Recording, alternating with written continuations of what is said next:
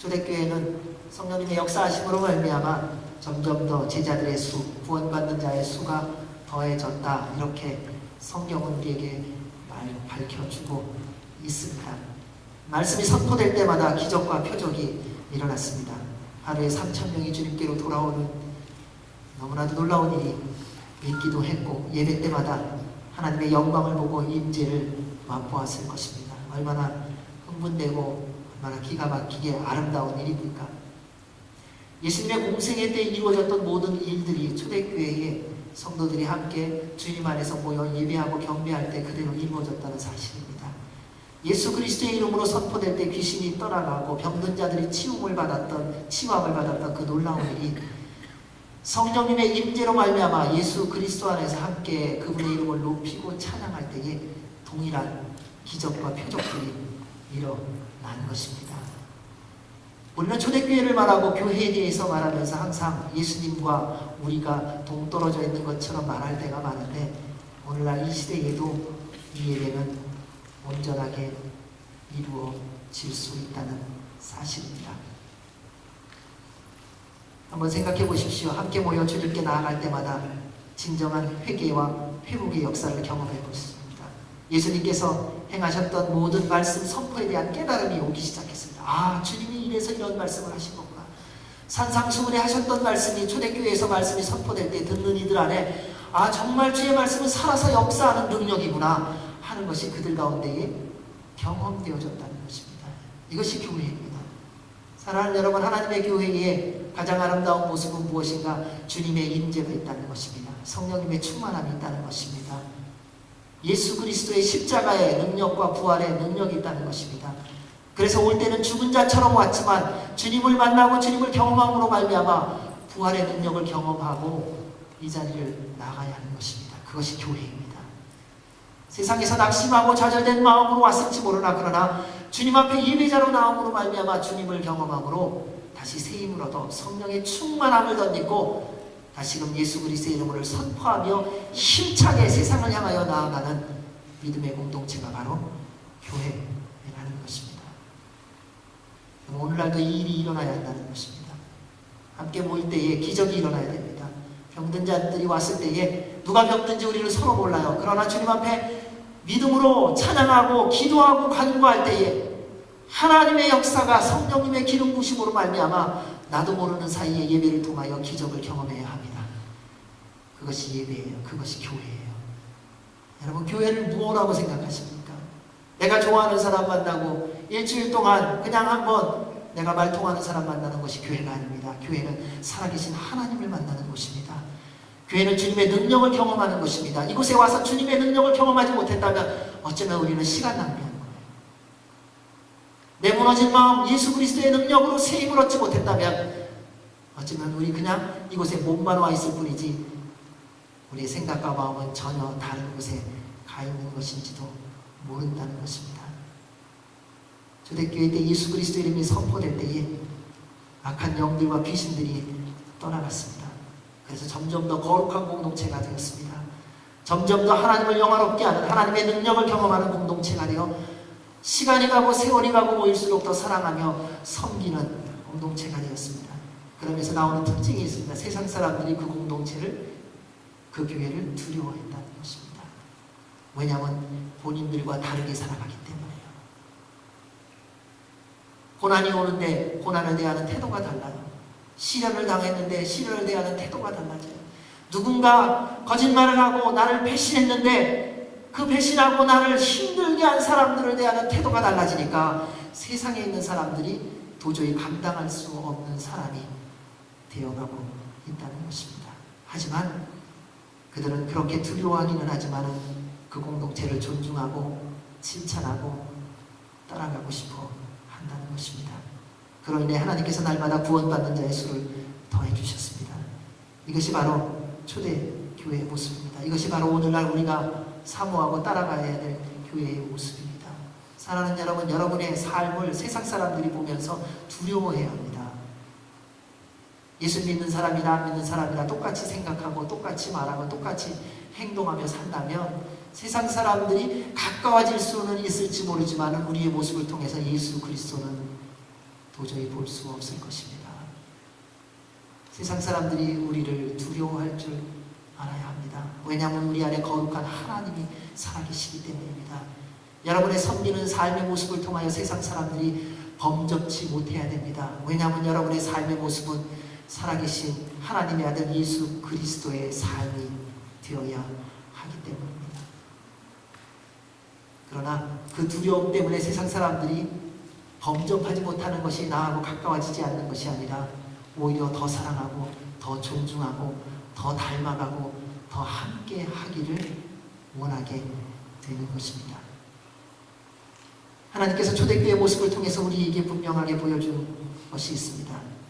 교회의 변화와 성숙과 부흥은 우리가 말씀대로 순종하며 예수 그리스도 안에서 한마음 한뜻이 되어 서로 사랑하며 섬기며 예수 그리스도의 증인의 삶을 살아가면 하나님께서 그 일을 이루어 주시는 것입니다. 능력 있고 실력 있는 사람이 아니라 하나님이 이루어 주신다는 것입니다. 따라서 하나님의 말씀대로 순종하며 사시기 바랍니다. 그리하면 날마다 주님의 은혜가 여러분의 삶 가운데 부어질 것입니다. 날마다 하나님의 능력이 여러분의 인생 가운데 삶의 현장 가운데에 임할 것입니다. 그런데 하나님의 부흥을 경험한 후가 더 중요합니다. 왜냐하면 우리는 일이 좀 잘 되기 시작하면 그때부터 딴 생각에 빠지거든요. 어렵고 힘들 때는요 다 겸손합니다. 겸손하지 말라고 해도 겸손해요. 기도하지 말라고 해도 기도하고요. 왜? 어려우니까요. 해결책이 없으니까, 갈 길이 없으니까. 주님 바라보지 말라고 해도 주님만 바라봅니다. 왜요? 주님 외에는 나에게 응답자가 없기 때문에요. 그때는요 그냥 가만히 놔둬도 소리 없이 섬기고 소리 없이 서로 사랑합니다. 그런데 회복되고 잘 되기 시작하면 슬그머니 다른 세상 생각이 들어옵니다. 여러분 언제 기도를 제일 많이 하셨나요? 주님께서 회복하시니까 기도가 더 잘 되세요. 주님께서 여러분의 길을 열어주시니까 더 주님을 붙잡는 게 더 열정적으로 되시나요? 아니요. 우리는 어렵고 안되고 막혀있고 사방에 우겨쌈을 당하면 그때는 하나님밖에 없으니까 내 남편도 소용없고 내 아내도 소용없고 내 부모도 소용없고 내 자녀도 소용없어지니까는 하나님 한 분밖에 붙잡지 않아요. 그런데 그 하나님께서 우리의 그 간절한 기도를 들으시고 응답하기 시작하면, 그리고 회복되기 시작하면 그때부터 우리는 또 내 방법 내 식대로 세상으로 향하여 나아가는 모습을 보여줄 때가 많다는 것입니다. 그러한 우리의 연약함을 가장 절묘하게 사용하는 존재가 있는데 그가 바로 사탄이에요. 따라서 사랑하는 여러분, 주님의 응답을 받기 시작하면 더 기도하십시오. 주님 앞에 기도의 제목을 놓고 기도해서 응답해 주셨다면 더 주님 앞에 나오는 것이 마땅한 것입니다. 왜요? 살아계신 하나님이 응답하시는 거 아닙니까? 여러분 기업을 위해서 기도해놓고 주님이 길을 열어주셨다면 주님 앞에 더 마땅히 나오는 것이 당연한 것 아닙니까? 내 노력, 내 수고로 되어진 것입니까? 아니요. 하나님이 열어주신 것입니다. 하나님이 회복해 주신 것입니다. 하나님의 능력과 은혜를 누릴수록 더 주님 앞에 나와 주님의 은혜를 구하며 겸손과 순종함으로 나아가야 합니다. 그래야 세상의 속임수에 빠지지 않아요. 나는 괜찮아. 그 사람이 가장 먼저 사탄의 속임수에 빠집니다. 어느 누구도 예외가 없습니다. 5대 6대를 예수님 믿어서 속임수에 빠지지 않느냐? 천만에요. 5대 6대 믿은 것 때문에 빠져요. 우리는 과거에 열심 냈던 그 열심 때문에 오늘날 이렇게 내 멋대로 살고 있는 경우가 너무 많지 않습니까? 하나님의 능력을 경험하셨습니까? 그분 앞에 더 무릎 꿇으시기 바랍니다. 주님의 인도함을 받으셨습니까? 더 그분의 은혜를 사모하시기 바랍니다. 그것이 하나님의 사람의 마땅한 태도인 것입니다. 여러분 생활하다가 그런 얘기 많이 하죠. 은혜를 모르는 사람이라고. 여러분이 그런 말 많이 해요. 여러분 지금까지 살아오면서 그런 거 다 경험해 보셨죠? 도대체 그 사람은 은혜가 그렇지는 모르는 거는 둘째치고 도대체 은혜를 모르는 사람이라고. 우리의 삶의 모습을 한번 하나님 앞에서 정직하게 돌아봅시다. 여러분 하나님의 은혜를 받은 자답게 우리가 살고 있습니까? 주님의 은혜를 기억하십니까? 주님의 은혜를 세워보셨습니까? 주님의 은혜에 대하여 우리는 은혜 받은 자답게 살고 있습니까? 주께 은혜를 받았다면 더 주님 앞에 나아가야 할 것입니다. 가장 놀라운 하나님의 능력과 은혜와 복을 누린 초대교회, 그 교회도 여지없이 세상에 흔들리는 것을 볼 수 있습니다. 잘 되기 시작하니 또 이리저리 흔들립니다. 우리 1절 말씀을 같이 한번 읽어보도록 하겠습니다. 시작. 이 무렵 제자들의 수는 그때 그들 가운데 그리스파 유대 사람들이 히브리파 유대 사람들에 대해 불평이 생겼습니다. 매일 음식을 분배하는 일에서 그리스파 유대 사람 과부들이 빠졌기 때문입니다. 하나님의 은혜로 교회가 공동체가 제자들의 수가 더 늘어났습니다. 누구도 부인할 수 없는 하나님의 임재와 능력이 경험된 교회였습니다. 세상 사람들이 인정하고 칭찬하는 교회입니다. 그래서 하나님이 부흥시켜 주시고 축복하시는구나, 그러한 이야기를 들었습니다. 이제는 당연히 이전보다 더욱 모든 일에 있어서 거룩해지고 하나님의 뜻대로 순종하며 서로 사랑하며 섬기며 한마음 되어 섬기는 공동체가 되어 가야 합니다. 그런데 교회가 부흥하고 놀라운 역사를 경험하기 시작하면서부터 이전 예수님을 모를 때 세상에 살던 때의 모습과 별로 다르지 않는 모습이 초대교회 안에도 드러나기 시작했다는 것입니다. 초대교회 성도들은 성령님의 충만함 속에서 생명을 내어놓고 그리스도의 증인을 삶을 살았던 사람들이죠. 그들은 복음을 증거하기 위해서라면 자기의 것을 자기의 것으로 조금도 여기지 않았던 사람입니다. 물질도 다 내어놨습니다. 시간도 내어놨습니다. 생명도 내어놓았습니다. 어느 누가 필요한 사람이 가져가는 것에 대하여 불평하는 사람 아무도 없었습니다. 도움이 필요한 사람이라면 모든 이들이 기쁨으로 다 도와줬습니다. 아픈 사람이 있다면 함께 주 앞에 기도하며 주님의 치유의 능력이 임하도록 한마음으로 달려갔습니다. 역경을 겪고 있고 고난 가운데 있는 사람이라면 함께 기도하며 하나님의 응답이 있도록 함께 사랑했던 공동체였습니다. 고난도 시련도 기쁨도 즐거움도 함께 누렸던 공동체였습니다. 하나님의 능력을 날마다 누렸던 사람들입니다. 그런데 그러한 기적과 표적을 경험했는데도 불구하고 어느 날부터 보이지 않는 곳에서 소리 없이 금이 생겼다는 사실이죠. 그 이유가 별로 그렇게 심각한 게 아니에요. 그리스파 유대 사람들의 과부들이 히브리파 유대 사람들의 과부들에게 주는 음식을 제대로 분배받지 못했다는 사실입니다. 이러한 모습을 통해 하나님의 교회가 항상 주님 안에서 건강하게 그리고 아름답게 세워지기 위해 주의해야 할 사실이 있다는 것을 우리는 말씀을 통해서 볼 수 있습니다. 두 가지로 볼 수 있는데요. 첫째는 교회 안에 파벌이 생기지 않게 해야 합니다.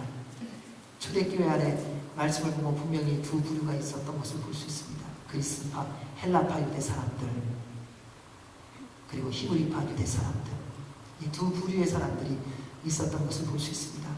히브리파 유대 사람들은 처음부터 그 땅에서 태어나서 자라고 그리고 그곳을 떠나지 않았던 사람들입니다. 그래서 히브리 성경을 보고 그리고 정통성과 전통성을 갖고 있었던 사람입니다. 그래서 그 외에 다른 것들에 대해서는 이렇게 거부하는 사람들.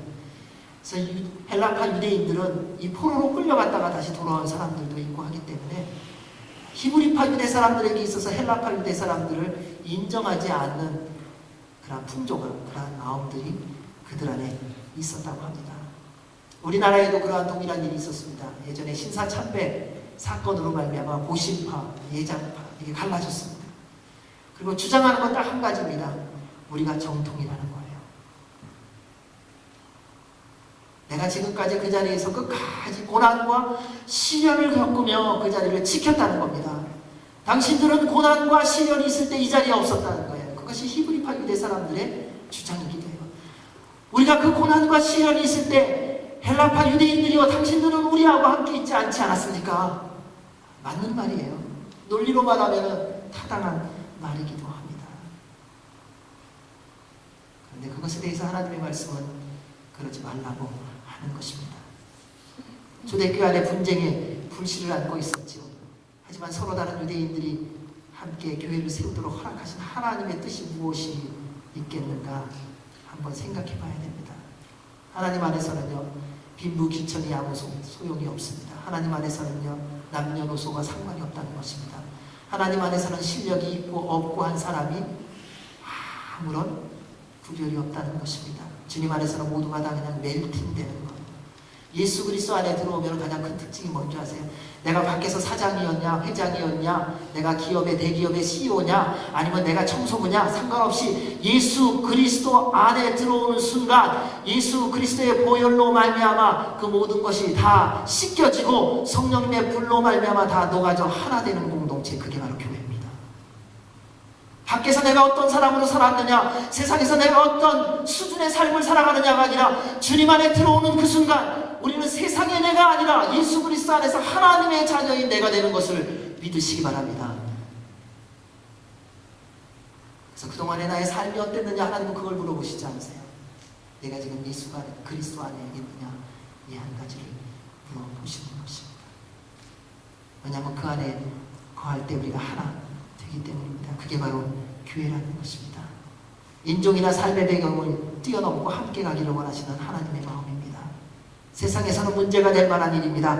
그러나 예수 그리스도의 십자가와 부활의 능력과 성령님의 충만함 속에 거하면 이 모든 것을 넉넉히 이길 수 있다는 것입니다. 내가 배운 것이 많고 내가 경험이 많고 내가 실력이 많아서 실력 없는 사람을 무시하고 실력 없는 사람을 외면하는 것이 아니라 내 안에 계신 예수 그리스도의 십자가와 부활의 능력이, 성령님의 능력이 나로 하여금 그 사람이 어떤 사람이냐가 아니라 그리스도 안에서 한 가족이요, 한 형제요, 한 자매로서 받아들여질 수 있게 해준다는 것입니다. 이것이 교회예요. 그래서 교회는 누구든지 올 수 있는 것입니다. 교회는 문제가 있는 사람, 문제가 없는 사람, 실력이 있는 사람, 실력이 없는 사람, 능력이 있는 사람, 능력이 없는 사람, 부자인 사람, 가난한 사람 상관없습니다. 건강한 사람이든 병든 사람이든 상관없습니다. 예수 그리스도 안에 들어오기만 하면 우리는 모두 한 마음, 한 뜻이 되어 하나님의 자녀가 되는 것입니다. 그게 교회이기 때문에.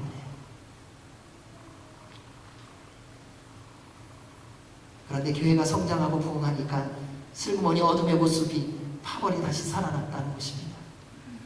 그래서 교회가 성령님의 능력으로 새로워지고 부흥하기 시작하면 더 영적으로 깨어 있어야 합니다. 그렇지 않으면 분명히 다시 싹트는 것이 있습니다. 해 만드는 것입니다. 파벌입니다. 고린도 교회에서 또 분쟁이 있었습니다. 그때 사도 바울이 이렇게 말합니다. 여러분 가운데 어떤 사람은 나는 바울파다, 어떤 사람은 나는 아볼로파다라고 한다면 여러분은 육에 속한 사람들이 아닙니까? 여러분 왜 파 만드는 줄 아세요? 내 편 만들려고 하는 거예요.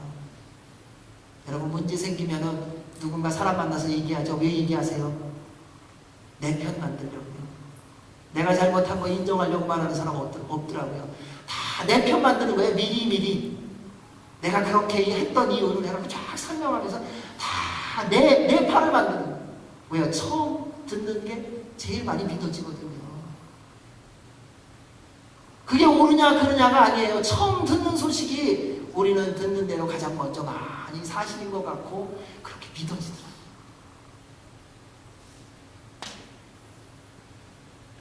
여러분 가정에서 왜 파벌 생기세요? 아빠파 엄마파 있죠.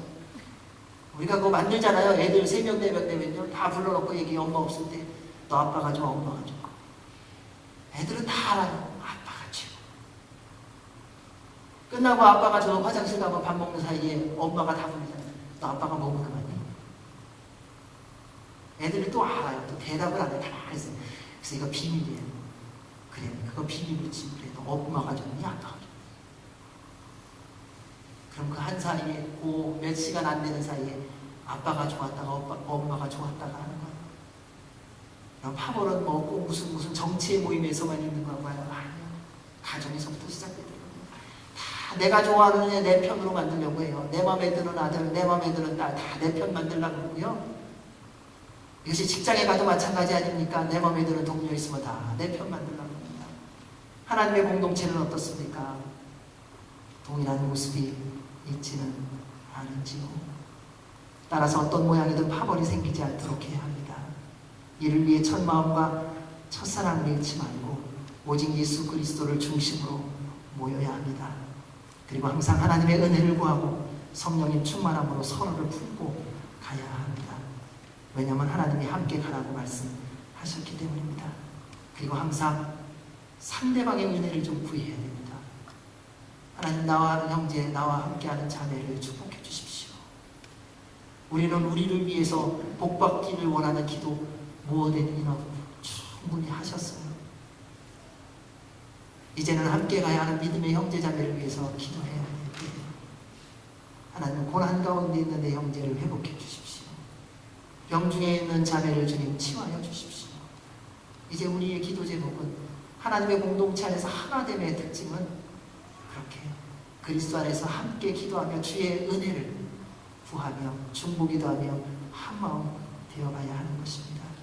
그리하면 죽으나 사나 우리를 부르신 분은 예수 그리스도이심을 깨닫게 해주시고 그 말씀대로 순종하며 살게 해주십니다.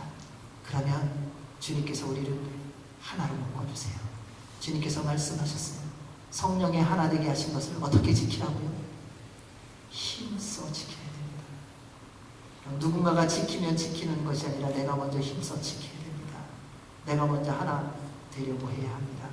그러한 은혜와 복이 주님의 공동체 가운데, 여러분의 가정 가운데 있기를 주의 이름으로 축원합니다. 두 번째는 불평이 생기지 않게 해야 합니다. 함께 지내다 보면 슬그머니 작은 불씨가 일어나는 것이 있는데요. 그게 바로 불평의 불씨입니다. 초대교회에 그 불평의 씨앗이 생겼다는 것입니다. 불평의 시작은 결코 큰일 때문에 생기지 않아요. 대부분 사소한 문제로부터 시작됩니다. 그런데 한번 불평이 시작되면 막을 수가 없어요. 그것은 터진 뚜껑 같아요. 처음에 괜찮겠지? 아니요. 한번 불평이 시작되면 온 산을 태우는 작은 불씨와 같습니다. 한순간에 다 태워버립니다. 여러분, 가정에서 싸움 날 때 뭐 때문에 싸움 나세요? 힘들고 어렵고, 인생에 있어서 이런 고비가 있는가, 그런 것 때문에 싸우세요? 아니요. 우리는 다 가장 작은 일 때문에 싸웁니다. 그 작은 일을 가지고 우리는 대단한 일처럼 스스로 부풀리는 겁니다. 그게 불평의 특징이에요.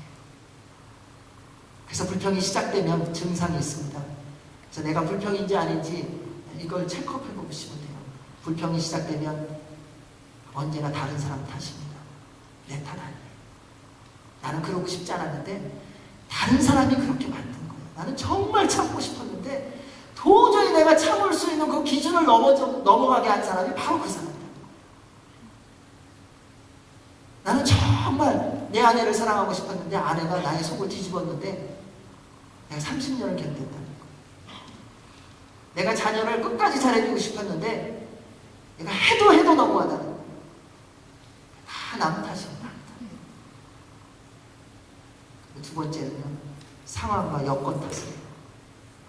나는 정말 잘할 수 있었는데 뭐가 조금 부족한 거예요. 그것 때문에 내가 사업 정말 잘할 수 있었는데 자금이 부족했던 거예요. 내가 정말 헌신할 수 있었는데 교회에 공간이 없었던 거예요. 내가 정말 내 아내를, 내 남편을 사랑할 수 있었는데 그 남편이 제대로 돈을 벌어오지 못했던 거예요. 하여튼 상황과 여건을 가지고 불평을 시작한다는 거예요. 그렇게 불평이라는 것이 대단한 문제 때문에 생기는 것이 아니라는 겁니다. 내가 잘못한 것에 대해서는 생각나지 않습니다. 언제나 다른 사람과 환경, 주변의 여건 때문이라고 굳게 믿으려고 합니다. 그래서 불평이 시작되면요, 과도한 반응이 보이기 시작합니다. 왜냐하면 내 실수를 가려야 하기 때문에, 내 잘못을 다른 사람에게 전가해야 되기 때문에 그때부터 사람을 만나기 바빠요. 왜요? 다 알고 있으니까요. 이 사람 만나고 저 사람 만나서 내가 그렇게 했던 이유들을 자꾸 설명해가기 시작한다는 것입니다. 이것이 불평의 모습이라는 겁니다. 따라서 생활을 하면서 불평이 시작하면 빨리 주님께 돌아오시기 바랍니다. 그것은 하나님이 여러분을 다시 만나고 회복하길 원하시는 거예요. 그 불평거리를 통해서 관계를 깨어지게 하려고 하는 것이 아니라 주님이 만나고 싶은 거예요. 한번 불평이 들어오면 우리 스스로 해결할 수 없는 것을 주님이 아시기에 빨리 돌아오라는 거예요. 사랑하는 여러분, 불평은요, 가장 먼저 내 개인의 삶을 파괴합니다. 다른 사람은 고사하고요, 불평하는 나를 무너뜨리고 나를 부정적으로 만들고 나를 비판하는 사람으로 만들고 항상 누군가 뭔가를 보면은 젖지 않은 사람으로요 나를 만든다니까요. 다른 사람이 무너지는 것은 두 번째더라고요. 내 안에 불평이 쌓기 시작하면 누가 먼저 죽느냐? 내가 죽는 거예요. 그래서 주님이 찾으시는 거예요.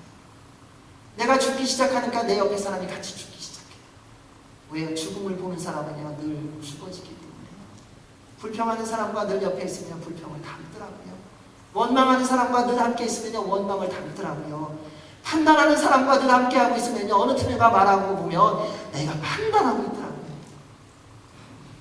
그래서 가정 안에 불평이 들어오지 않도록 해야 됩니다. 하나님의 공동체 안에 불평이 들어오지 않도록 해야 됩니다. 나라와 민족 가운데 불평이 들어오지 않도록 해야 됩니다. 촛불 시위가 왜 일어났습니까? 어느 한두 사람이 이 민족 이러면 안 된다라고 하는 불평을 하나 시작하고 나니까는 한순간에 온 나라가 뒤집어지지 않습니까? 이게 불평이에요. 따라서 사랑하는 형제자매 여러분, 여러분 안에 여러분이 원하지 않는 원망이나 불평이 생기면 하나님이 여러분을 찾는 것임을 찾으십시오. 깨달아가십시오. 그래서 주님 앞에 나오세요. 이른 새벽을 깨우십시오. 고민할 그 시간에 그냥 일찍 주무세요. 그리고 새벽에 나오세요. 하나님, 제가 감당할 수 없습니다.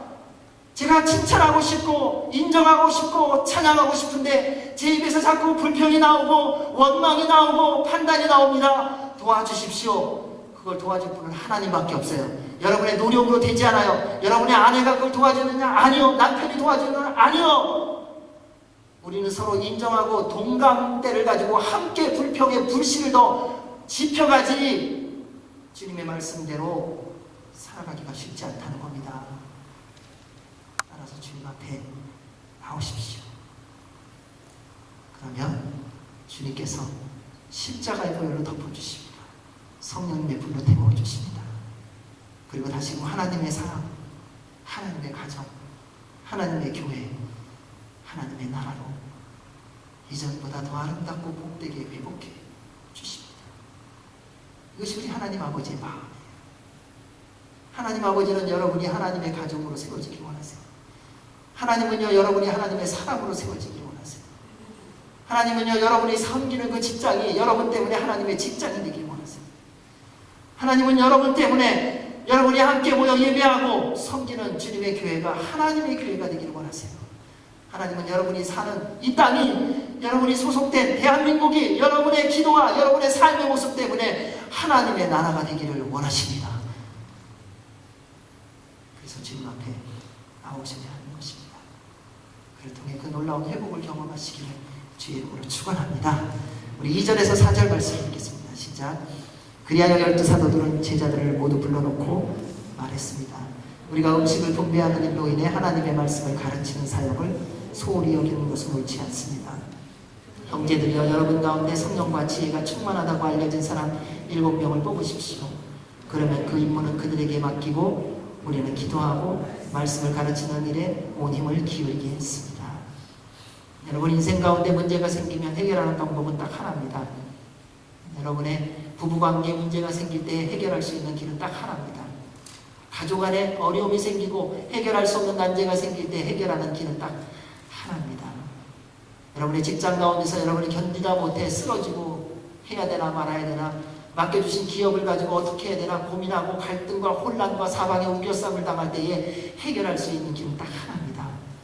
하나님의 교회가 혼돈 가운데 있을 때 해결할 수 있는 길은 딱 하나입니다. 그래서 하나님의 말씀대로 순종하는 겁니다. 결혼 여러 번 해본 사람, 그 사람이 결혼 생활 잘하는 거 아니에요. 여러분, 교회 여러 번 옮겨본 사람이 교회 생활 잘하는 거 아니더라고요. 직장 여러 군데 옮긴 사람이 직장 생활 잘하는 거 아닌 거 아시지요?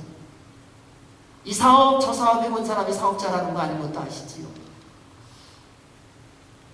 우리가 잘할 수 있는 길은 딱 하나입니다. 하나님의 말씀대로 순종하는 것입니다. 경험, 상식도 아닙니다. 잘못된 것 있으면 그냥 인정하고 주님의 도움을 구하면 됩니다. 사도들의 모습을 보십시오. 음식 분배의 문제로 교회가 문제가 생겼습니다. 그때 그냥 받아들이더라고요. 저는 음식 문제가 이렇게 심각한 것인지 사도행전 6장을 보면서 다시 한번 생각해 봤어요. 아, 음식 문제가 진짜 심각한 거구나.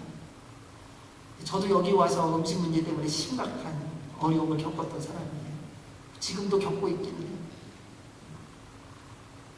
저는 밥을 안 먹는 사람이고 물도 안 마시고 아무것도 먹지 않는 사람이더라고요. 저는 그냥 없으면 안 먹거든요. 그렇게 자라서 그런 것 같아요.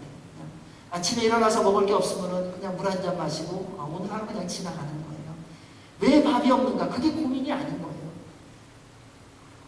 왜 우리 엄마는 나에게 하루에 한 끼밖에 안 해주는가? 그게 질문이 아닌 거예요. 그냥 한 끼 먹으면 한 끼 오케이. 두 끼 먹으면 야 오늘 두 끼 먹었구나. 세 끼 먹으면 기적의 날. 그러니까 음식이 저한테는 문제가 안 되는데 다시 사도행전 6장을 보니까 이 음식 문제가 굉장한 거더라고요. 그래서 죄송합니다 여러분, 밥 많이 안 먹어서. 저도 인정을 하겠습니다. 이게 참 심각한 문제였던 것을 보게 됩니다. 그런데 그 문제에 대해서 사도들은 그대로 인정하고 하나님의 길을 찾아갑니다. 그 하나님의 사도들의 선택은 하나님의 첫 부르심, 곧 가장 우선적으로 해야 할 사명으로 돌아가는 것이었습니다. 그래서 사도들은 그들의 부르심이 무엇인지를 모든 성도들 앞에서 고백합니다. 우리가 음식을 분배하는 일로 인해 하나님의 말씀 가르치는 사역을 소홀히 여기는 것은 옳지 않습니다. 우리는 기도하고 말씀을 가르치는 일에 온 힘을 기울이겠습니다. 사도들의 사명은 기도하고 말씀을 가르치고 선포하는 것입니다. 이것이 결코 구제하는 일이 잘못됐다거나 전도하고 함께 가는 것을 소홀히 하라고 말하는 것은 결코 아닙니다. 하지만 부르심에 따라 역할이 다름을 알고 받아들여야 한다는 것입니다. 그래야 하나님의 교회가 건강하게 세워질 수 있습니다. 여러분, 가정이 건강하게 세워지는 비밀이 뭔지 아세요? 각자의 역할대로 제대로 살아가는 거예요. 오늘날 이 시대에 가정들이 이렇게 혼란하는 이유는 딱 한 가지입니다. 아빠가 엄마 같고 엄마가 아빠 같아서 그래요. 부모가 자녀 같고 자녀가 부모 같아서 그래요. 다 뒤집어지는 거예요. 질서를 무너뜨리는 거예요. 여러분, 정말 가정이 온전히 세워지기를 원한다면 하나님의 말씀대로 남편은 남편답게 사십시오. 아내는 아내답게 사십시오. 자녀는 자녀답게 사십시오. 부모는 부모답게 말씀대로 사십시오. 그러면 하나님의 가정이 온전히 회복될 줄로 믿습니다. 하나님이 나에게 맡겨주신, 나에게 말씀하신 대로 살면 돼요. 다른 거 없어요. 돈 조금 못 벌어오는 거 괜찮아요. 하나님의 말씀대로만 살면 놀라운 일이 있습니다. 그런데 이러한 것을 가장 싫어하는 존재가 또 있지 않습니까? 그래서 그 사탄이 교회를, 가정을 무너뜨리기 위하여, 하나님의 기업을 무너뜨리기 위하여 사용하는 방법이 있습니다. 먼저는 분주하게 만듭니다. 아무튼 바쁘게 만들어요. 항상 급한 걸 먼저 하게 합니다. 우선적으로 해야 할 일이 아니라 눈앞에 보여지는 급한 거 먼저 하는 거예요. 가정에서 부모하고 자녀가 다투는 이유가 뭡니까? 내가 오락을 하고 있어. 밥 먹으라고 그래. 엄마, 나 요 한 게임만 끝나고 간다 그러지. 아이한테는 우선권이 어디 있습니까? 오락에. 밥 차려놓은 엄마에게는 우선권이 어디 있습니까? 밥이에요. 서로의 다른 우선권이 부닥치면 이게 어떻게 됩니까? 싸움이 일어나더라고요. 내 자녀는 그냥 그때에 엄마 우선거다가 밥 먹으러 가면 싸우지 않아요. 그럼 다 평안해요. 엄마는 그렇게 되면은 부모 올리기 전에 한번 물어보고 게임 잘하는 거 아니까 좀 기다리는 거예요. 한 게임 끝날 때까지. 그러면 또 따뜻한 밥을 같이 먹을 수 있어요. 저도 옛날에 저는 이 밥에 일화가 많기 때문에요. 집에서도 마찬가지입니다. 지난번에는 뚜껑 덮어놓은 것 때문에 제가 마음이 어려웠던 사람입니다. 밥 차려놓고 기다리면은 힘든 거예요. 저는. 왜요? 지금 일하고 있는데 저한테는 밥이 그렇게 중요하지 않았으니까. 주스 따라놓고 주스 마시라고. 목마르다고 제가 먼저 말하거든요. 아 여보 목마르니까 물 한 잔 달라고. 근데 물 떠놓고 이제 갖다 놨어요. 일하는 사이에 뭐 또 준비하는 사이에 목마른 걸 잊어버리는 거예요. 물 떠났다는 거죠. 여보 물 떠났어요. 아 알았다고 내 금방 가서 마시겠다고. 대답은 금방이죠. 근데 그게 금방이라는 시간이 인간마다 다르더라고요. 그것 때문에 싸우더라고요. 그때 그냥 그거 덮고 가면 되더라고요. 뭐가 그렇게 급한지요. 우리는 급한 것 때문에 항상 서로의 관계가, 삶이 무너진 모습을 볼 수 있습니다. 우선적으로 해야 할 일을 놓치지 말아야 됩니다. 그리스도인으로서 가장 우선적으로 해야 하는 것이 무엇이라고 생각하십니까? 그것은 예배입니다. 여러분의 인생 가운데 예배를 빼앗아가는 것은 어떤 것도 허용하지 마시기 바랍니다. 하나님 앞에 나오는 예배자의 삶을 포기하게 하는 것은 어떤 것이든지 버려야 됩니다. 어떤 사역보다도 예배가 우선입니다. 모든 사역들은 예수 그리스도를 증거하기 위한 도구요 통로일 뿐입니다. 예배자가 되어야 합니다. 생각보다 많은 경우 사역을 하다가 시험에 빠지죠. 왜냐하면 중요한 것을 놓치고 급한 것에 마음이 빼앗겼기 때문입니다. 따라서 예배보다 우선되는 것에 대해서는 조심하시기 바랍니다. 사랑하는 여러분, 하나님의 임재 안에 거하는 예배자가 되어야 됩니다. 여러분, 가정이 왜 이렇게 혼란한 줄 아세요? 예배를 놓쳤기 때문이에요. 여러분, 가정 예배 놓치셨죠? 그러면 가정은 분명히 혼란이 오게 되어 있습니다. 주님을 먼저 찾지 않는 가정은 세상의 지배를 받게 되어 있거든요. 그래서 혼란한 거예요. 그래서 복잡한 거예요. 교회가 혼란해지는 이유가 무엇입니까? 여러분, 많은 교회들이 분열과 깨어지는 거 보셨죠? 예배를 놓쳤기 때문이에요. 누가 잘 전하느냐 못 전하느냐, 찬양이 좋으냐 나쁘냐가 아니라 우리가 예배자로 나와 살아계신 하나님 앞에 예배하게 되면 주님께서 모든 것을 이루어 가십니다. 교회는 반드시 전도와 구제를 해야 합니다. 하지만 전도와 구제를 하기 위하여, 사역을 하기 위하여 먼저 예수 그리스도 안에 이루어지는 예배를 놓친다면 그거는 나중에 해야 합니다. 먼저 예배자가 되어야 합니다. 초대교회가 처음 그렇게 놀라운 성령님의 임재와 능력을 경험하며 폭발적인 부흥을 한 이유가 무엇입니까? 그들이 많은 사역을 해서인가요? 그들이 많은 학교를 하고 가르침을 받아서인가요? 그들이 나름대로 열정을 내서 밖으로 나가 무엇인가 열심히 가난한 자들을 도와서 부흥이 이루어졌나요? 아니요. 그들이 전념하여 주님 앞에 예배자로 나왔다는 것입니다. 그를 통해서 하나님이 역사를 이루시는 것입니다. 예배가 회복되면 하나님의 임재, 성령님의 불을 경험하게 됩니다. 그러면요, 우리의 삶이 회복되어집니다. 여러분,